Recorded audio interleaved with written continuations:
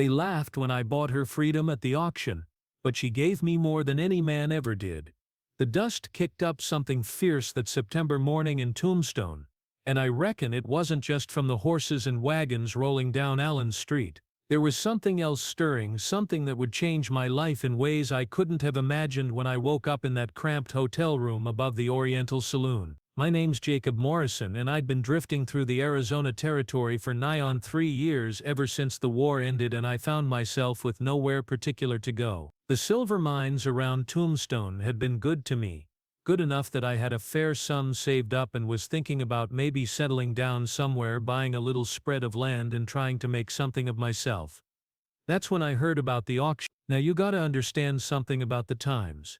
This was 1884. Near 20 years after the war ended slavery, but out here in the territories the law was more of a suggestion than a commandment. There were still folks being held against their will, Chinese workers who'd had their papers taken, Mexican families working off debts that somehow never seemed to get smaller, and others caught in contracts that weren't much different from chains. The auction that morning wasn't for slaves, mind you, at least not officially.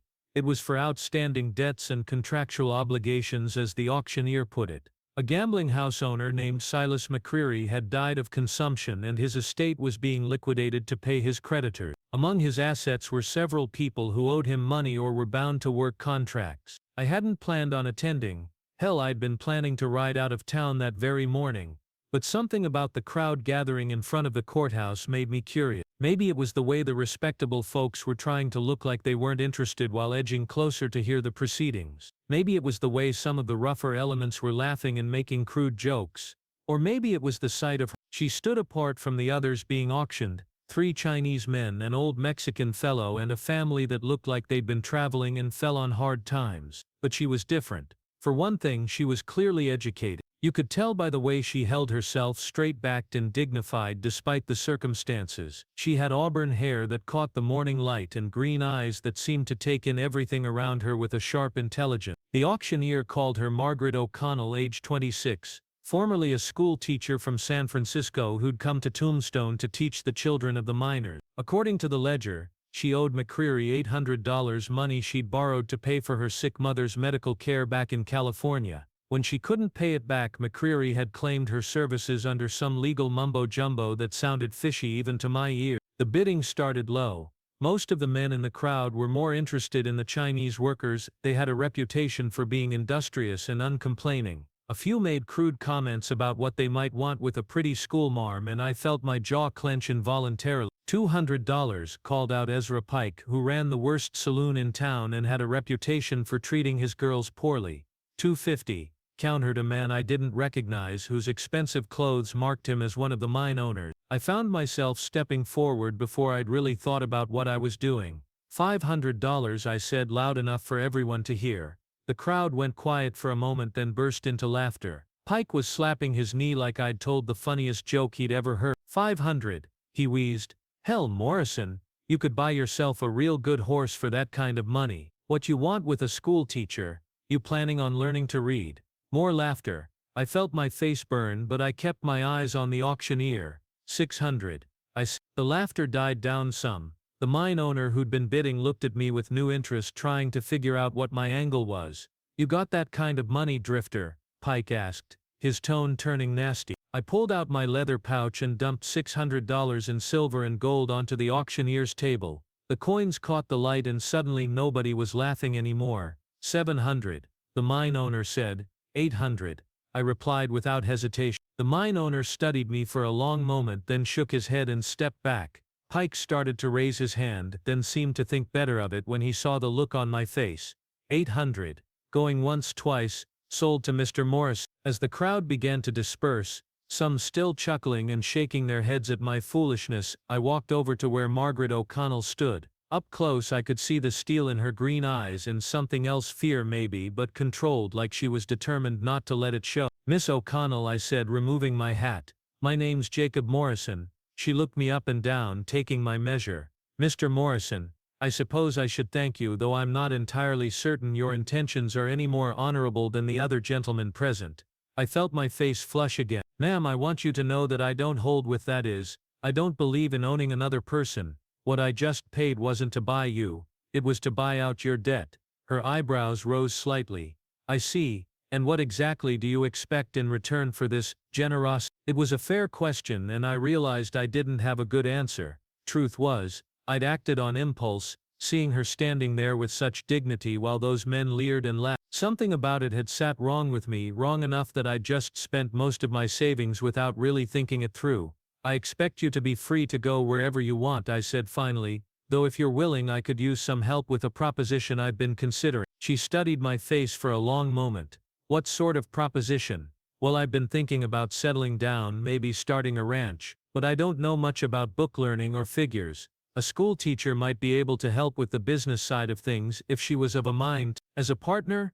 As a partner, I confirmed. For the first time since I'd seen her, Margaret O'Connell smiled, just a small one, but genuine. Mr. Morrison, I think we should discuss this further, perhaps somewhere with fewer spectators. We walked to the hotel restaurant where I bought her breakfast and we talked for nearly 3 hours. I learned that she'd come west after her father died, leaving her and her mother with nothing but debts. She'd taken the teaching job in Tombstone because it paid well, but when her mother fell ill with pneumonia, the medical bills had eaten up everything she'd saved and more. McCreary had offered her the loan at what seemed like reasonable terms, but the contract had been full of clauses that made it nearly impossible to pay off. When she tried to leave town to take a better-paying position in Phoenix, he'd had her arrested for breach of contract. I've been working in his saloon for 6 months, she said, her voice tight, serving drinks and keeping the books. Nothing improper, but the situation was becoming more difficult by the day. I told her about my own story, how I'd fought in the war, come home to find my family's farm in ruins and my parents dead from fever, how I'd drifted west, working various jobs, saving up money without really knowing what I wanted to do with it.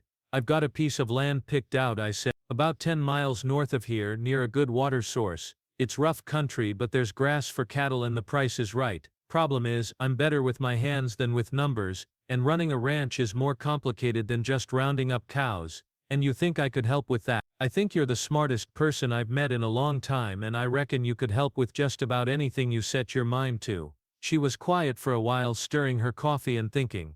Mr. Morrison, Jacob, I need you to understand something. I'm not looking for a husband. I've seen what marriage can do to a woman's independence, and I value my freedom too highly to give it up easily. I'm not proposing marriage, ma'am. I'm proposing a business partnership. Even so, people will talk. A man and woman working together, living on the same property. Let them talk. Anyone who knows me will know I'm a man of my word, and anyone who doesn't know me doesn't matter. She smiled again, bigger this time. All right, Mr. Morrison, I accept your proposition, but I insist on drawing up a proper partnership agreement, with both our responsibilities clearly outlined. Wouldn't have it any other way. We shook hands across the table and I felt something I hadn't felt in years: hope. The next few months proved that my instincts had been right. Margaret, she insisted I call her Margaret once we were partners, turned out to be not just book smart but practical in ways that surprised me. While I worked on building the cabin and barn, she rode into town regularly to research cattle prices, supply costs, and market conditions. She set up a bookkeeping system that let us track every penny, and her negotiations with suppliers saved us hundreds of dollars.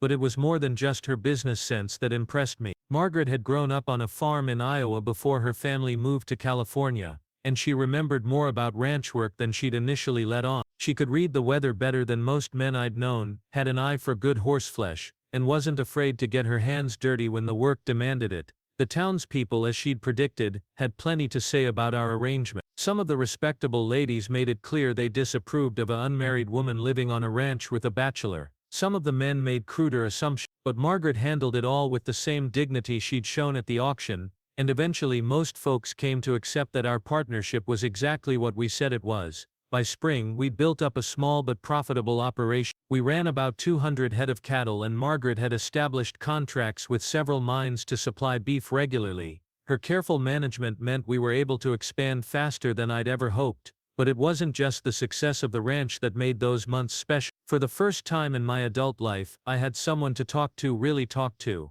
Margaret had read more books than I'd known existed, but she wasn't condescending about it. She'd lend me novels and volumes of poetry, and we'd discuss them in the evenings after the work was done. She taught me enough arithmetic to handle the business side of things, and I taught her what I knew about reading sign, weather patterns, and animal behavior. We discovered we both had a dry sense of humor, and she could make me laugh until my sides hurt with her observations about the various characters who lived in and around Tombstone. I found myself looking forward to those evening conversations as much as anything in my life. It was during one of those conversations, about a year after the auction, that everything changed. We were sitting on the porch of the cabin watching the sunset paint the mountains purple and gold. Margaret had been unusually quiet all day, and I could tell something was troubling her. "Jacob," she said finally, "I need to tell you something." I waited, sensing this was important. "I got a letter today from San Francisco. There's a position available at a girls' academy there, head of the mathematics department. The salary would be more than I could make here in 5 years." My heart sank, but I tried to keep my voice steady.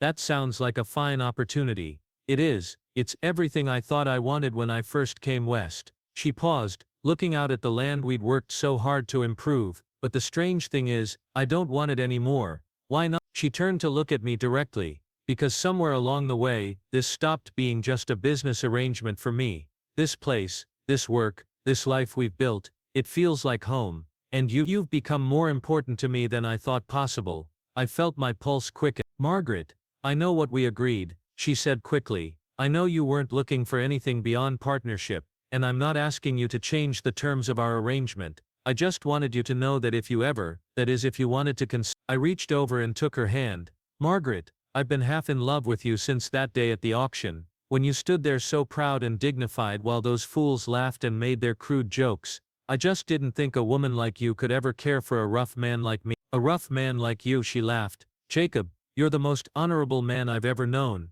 You saw someone in trouble and helped without expecting anything in return. You've treated me as an equal partner when most men would have expected me to be grateful for any scrap of respect. You've listened to my ideas and trusted my judgment. Do you have any idea how rare that is? I reckon I just treated you like you deserve to be treated." "Exactly." She squeezed my hand. "That's why I love you." We were married a month later, in a simple ceremony at the little church in Tombstone. Some of the same people who'd laughed at me for wasting $800 on a schoolteacher were now congratulating me on making such a fine match. The irony wasn't lost on either of us, but the real vindication came over the years that followed. Our ranch prospered beyond my wildest dreams, growing from 200 head to over 1,000. Margaret's business acumen and my practical knowledge proved to be an unbeatable combination. We became one of the largest suppliers of beef in the territory, and our reputation for fair dealing and quality stock spread far beyond Arizona. Margaret established the first school in our area, teaching the children of the other ranchers and miners who'd settled nearby. She also started a lending library and organized the women of the community to work for various causes: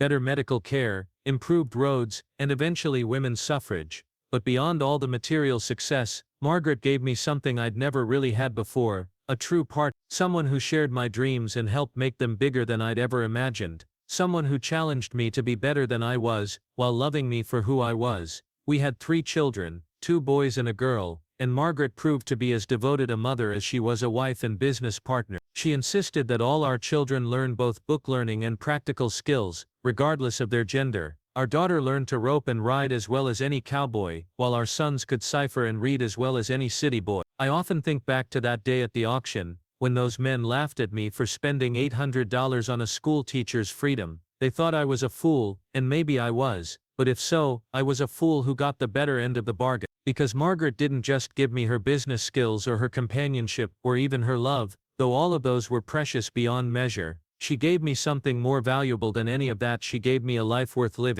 Those men who laughed thought they understood value. They could see the worth of horses and cattle and gold, but they couldn't see the value of human dignity, of intelligence, of partnership, of love. They couldn't see that some things are worth more than their price. I learned that day that sometimes the best investments aren't the ones that make sense on paper. Sometimes you have to follow your heart, and trust that doing right by someone will come back to you in ways you never expect. Margaret often jokes that she was the best $800 I ever spent, but I always correct her on that point. I didn't buy Margaret, I bought her freedom. Everything else she gave me freely, just as I gave myself freely to her, and that I reckon made all the difference. As I write this, Margaret and I have been married for 15 years. Our children are grown and starting families of their own. The ranch continues to prosper, and Margaret has been elected to the territorial school board. We've weathered droughts, cattle diseases, economic downturns, and all the other challenges that come with life on the frontier. Through it all, we've remained partners in the truest sense of the word.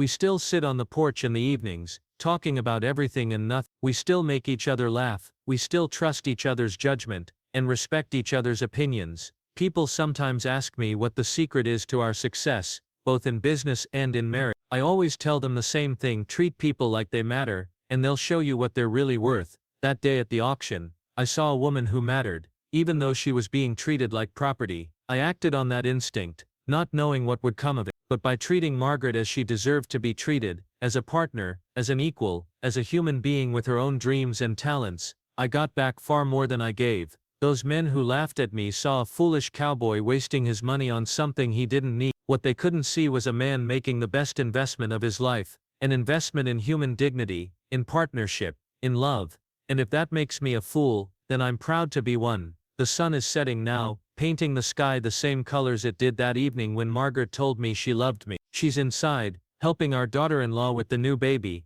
our first grandchild. In a little while, we'll sit on this same porch and watch the stars come out, just like we have for 15 years. I'm a wealthy man now, wealthy in land and cattle and money in the bank. But my real wealth isn't measured in dollars. It's measured in the laughter of my children, the respect of my neighbors, the trust of my business partners, and the love of the woman who chose to share her life with me. They laughed when I bought her freedom at the auction, but Margaret O'Connell Morrison gave me more than any man ever did. She gave me a reason to be proud of the man I became.